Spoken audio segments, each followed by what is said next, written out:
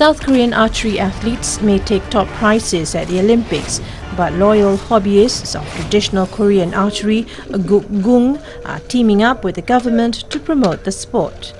This movie depicts an archer risking his life to save his younger sister, kidnapped by the Qing army. He faces his opponents with bow and arrow. In the past, archery was once a popular sport in Korea. Guk-gung, Korea's traditional form of archery, has its own charms when compared with modern Western archery. Without the help of any mechanical devices, guk-gung archers put mind over matter when aiming at a target placed exactly 145 meters away. There are approximately 300 guk-gung yards across the nation. However, the financial support from the government is often insufficient. Recently, a museum on guk-gung was opened near Hwang-hak-jeong Pavilion, an archery yard for King Go-jong during the Joseon dynasty. The facility features a variety of traditional Korean bows and arrows, as well as educational material on how the weapons were crafted. The museum plans to promote traditional archery by holding events for children and foreign visitors. On Jong-seok executive with Hwang Hak-jeong said the Korean traditional bow is far shorter than Western ones, but they are also more elastic and easier to use compared with Western bows. The construction of the museum cost nearly $600,000 US. It was jointly financed by the Ministry of Security and Public Administration, the Seoul City Government, and the Jongno-gu District Office. Guk-gung was chosen as part of a project to bring back traditional culture. Jong Jong-seop, Security and Public Administration Minister, said the first stage of the project was completed in 2013. They will actively support projects aimed at uncovering and reviving forgotten traditional cultures. The government plans to promote Hwang-hak-jeong Pavilion and the museum as a new tourist attraction. A giant robot soars into the air. Twisting and turning its body, the robot turns into an airship and disappears into the skies over Seoul. This is a South Korean short film, which combines computer animation with live action.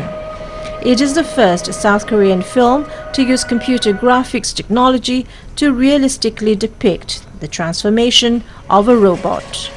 Lee Deok-woo, an official with the movie production company, said the key is to make other parts move through the principle of action and reaction, like the joints in the human body.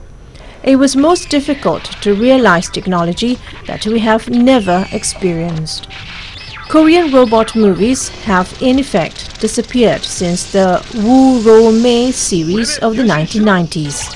Even that series failed to detail the process of robot transformation, since it featured only models that were photographed and edited into the film. In the meantime, the technology to produce sophisticated robot movies has made rapid progress in foreign countries, leading to the production of the mega hit film Transformers. State-of-the-art technology that mimics real life is a major key to the success of modern films. Despite being in its early stages, the foundation is being laid for production of high-quality robot movies in South Korea.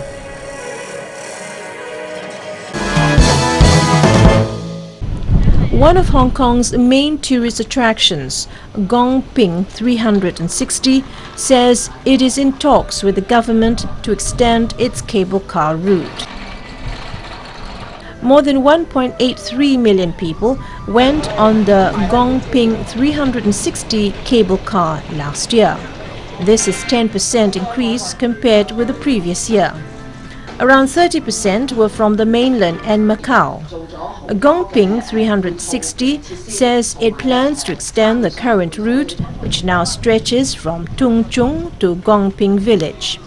If it goes ahead, the route will be extended to Tai Ho. Stella Kwang, general manager of the company, says they will strike a balance between development and conservation. She added they are still conducting research on the possibility of an extension. Some in Tai O are already looking forward to the new development. This shop owner said it will help boost the local economy as the cable car will bring more visitors. Others, meanwhile, said this might help ease traffic congestion in the area during weekends and holidays. Visitors are also excited. Excavations underway in south of Tehran Bazaar have uncovered the skeleton of a prehistoric human along with other objects. The excavation is part of an archaeological program headed by Dr. Muhammad Ismail Ismaili Jaloda, the head of archaeology group in Archaeological Research Program. The program is sponsored by Iranian Center for Archaeological Research and Cultural Heritage Research Center. While excavating a site in south of Tehran's traditional bazaar, the researchers uncovered many ancient objects, which provided the impetus to document the prehistoric evidences. Dr. Muhammad Ismail said their excavations uncovered a second human skeleton in addition to the 7,000-year-old female skeleton, which belonged to roughly the same prehistoric period. He said initially uncovered objects belonged to Islamic period, Safavids and Qajar eras, as well as to prehistoric period. The discovery of stone devices including grindstones, chips and mill, along with remains of thermal structures and beds, and the burial of the second human provides testimony to a now extinct and buried ancient site near the bazaar. The excavations also uncovered aqueduct systems tracing back to Islamic period in the depth of 6.5 meters from the street surface. Tehran Water and Wastewater Company funded part of the project.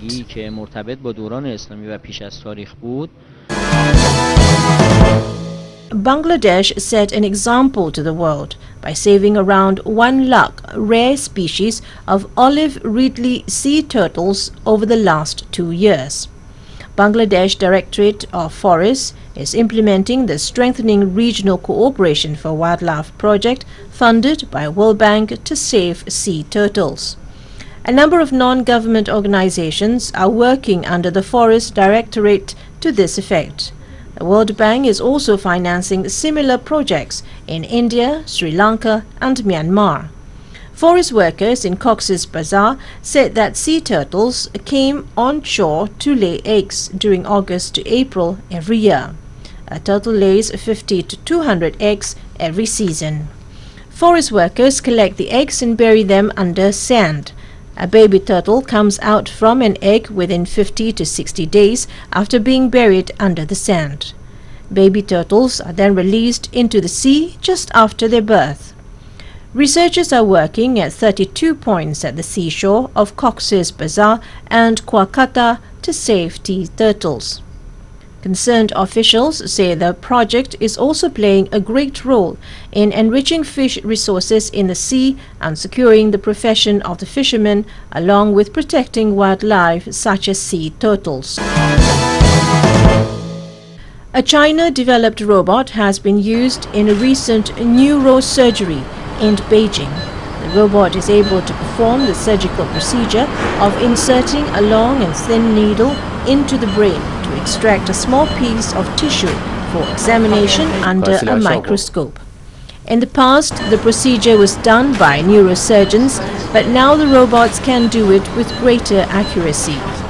Peng Sheng, head of the research and development project of the robot, said the needle inserting procedure is a key process in neurosurgery. After the robot takes over the needle inserting procedure, its stability and accuracy are much higher, with an error of less than 0.1 millimeter. This has enhanced the surgery's success rate and treatment effect tremendously. Based on the 3D navigation technology, the robot can also capture any micro changes of the patient's lesion position during the surgery and send alert to neurosurgeon. Since the robot for medical purposes was developed 12 years ago in China, it has been applied in many surgical departments such as brain, urological, liver and gall, bone, tumor, and gynecology and obstetrics.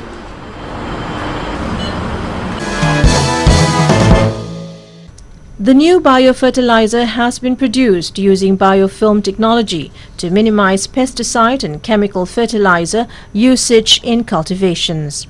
The use of such chemicals is the reason for the increase of kidney disease in several areas in the country.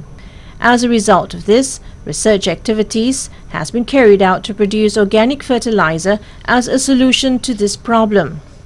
Sri Lanka is among one of the major countries using pesticides, weedicides and chemical fertilizer unnecessarily.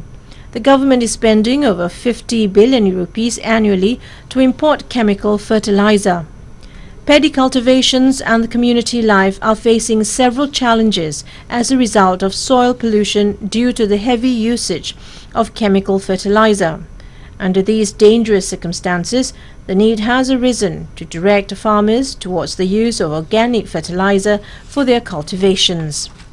A team of scientists attached to National Fundamental Education Institute has invented environmental-friendly biofertilizer production technology for the first time in the world by conducting research for over 10 years. Professor Gamini Seni Virathni of National Fundamental Education Institute Kandy noted by using Sri Lanka Premier Fertilizer, the usage of chemical fertilizer could be reduced by 50%. He said that a bounty harvest could be received by using the newly invented organic fertilizer. Professor Gamini Seni Virathni added that this is a new creation in the world by using a collection of environmental-friendly microcosms. The research team revealed that this organic fertilizer is being produced by using 100% natural, environmental-friendly local raw material without any chemicals. Farmers said that they had been able to get from their cultivations by using this natural fertilizer. The harvest has increased by 10 to 20%. They have not removed weeds at their cultivation site because the fertilizer could also act as a weedicide. Players of traditional harps from Japan, China and South Korea have held a joint concert in the United States. The Strings of Three Nations concert was held recently in the city of Portland, Oregon. The organizers included Japanese diplomatic mission and South Korean and Chinese exchange groups in the city. One of the performers played the koto from Japan, another played the guzheng from China, and a third, the kayagum, from South Korea. The performers played music from the three countries. One man said that music is borderless and he supports events such as this. A 10-year-old girl said she particularly liked the joint performance by the trio. Japanese Consul General Hiroshi Furusawa said he hopes to promote mutual understanding through this type of event.